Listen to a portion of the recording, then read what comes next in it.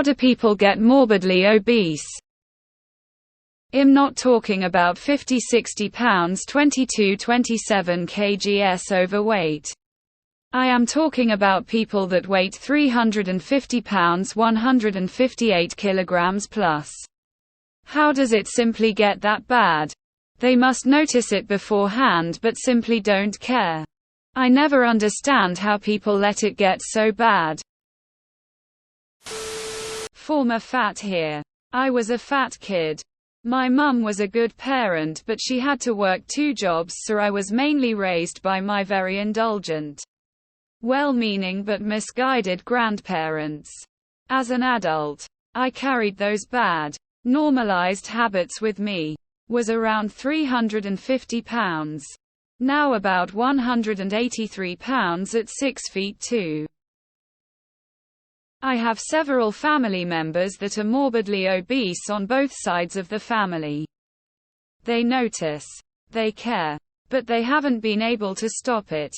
One person managed to drop all the excess weight through diet and exercise hundreds of pounds.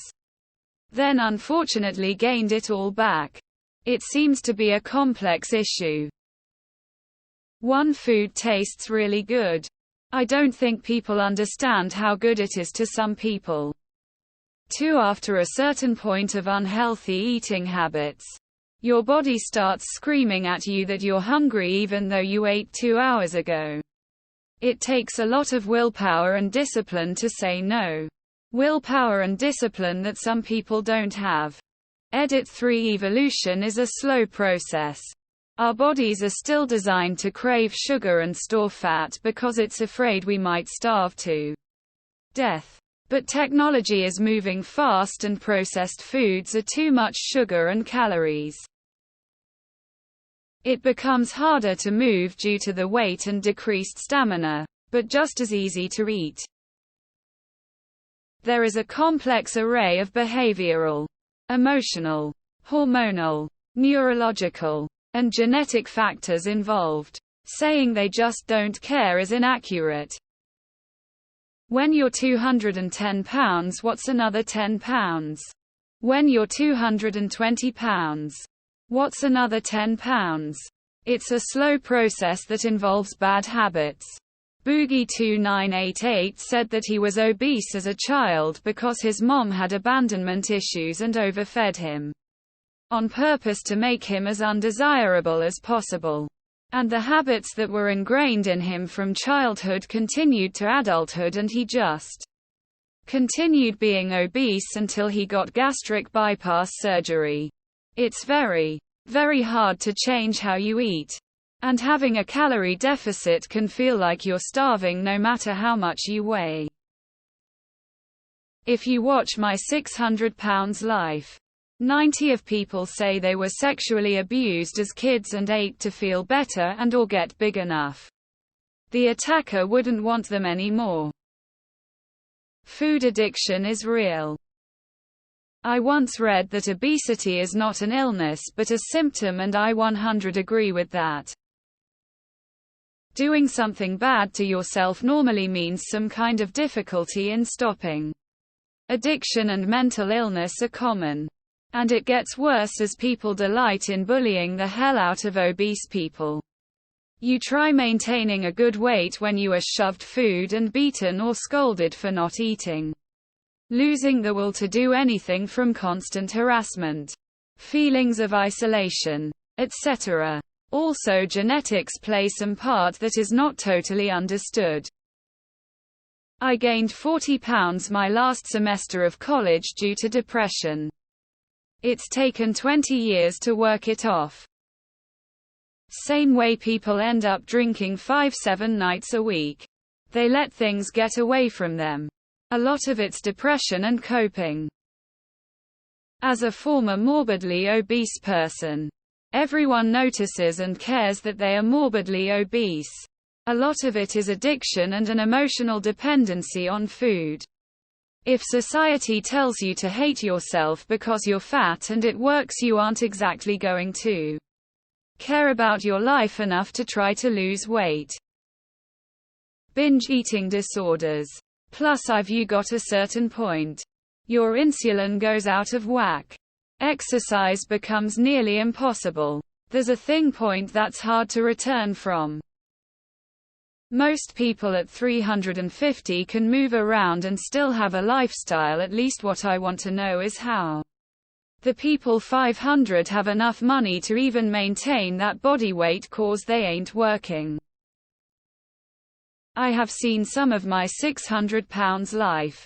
Every one of them has been through a trauma. And everyone has an enabler partner, parent, or child who cooks their food and brings it to them.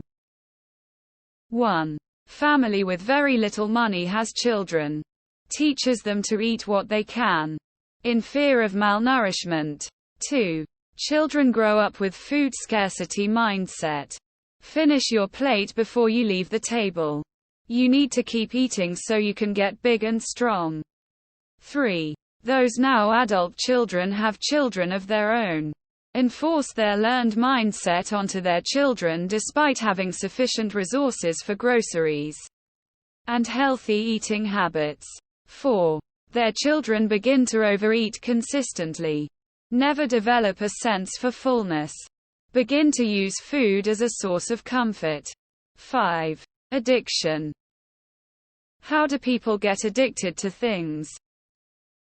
Fat kids turn into fat adults.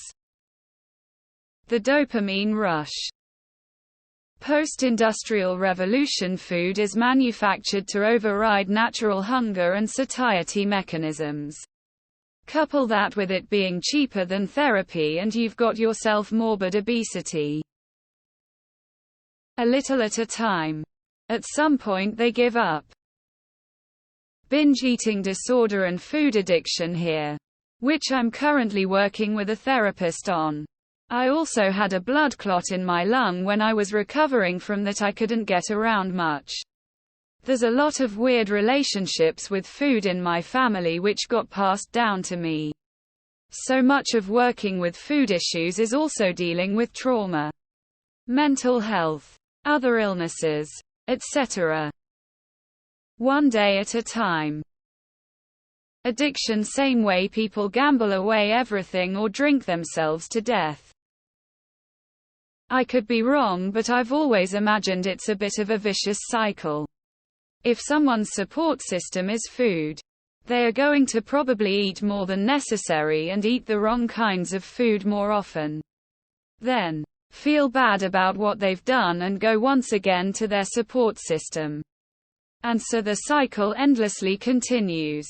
Until they are morbidly obese, cannot leave their bed and their only comfort is food. Eating disorders.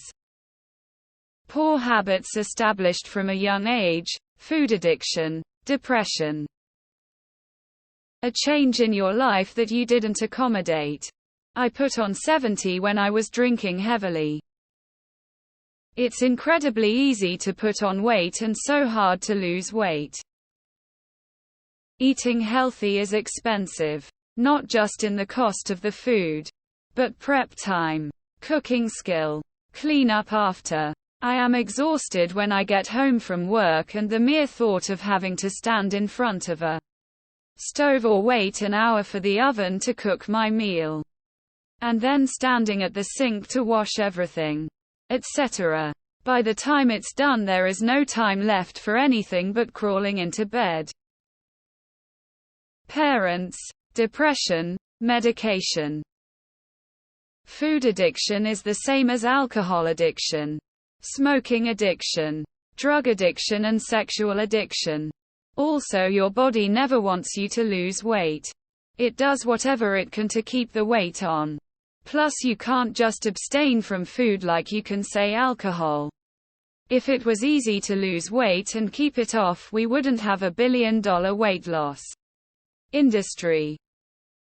IDK, but I'm making sure I develop healthy habits now. In college.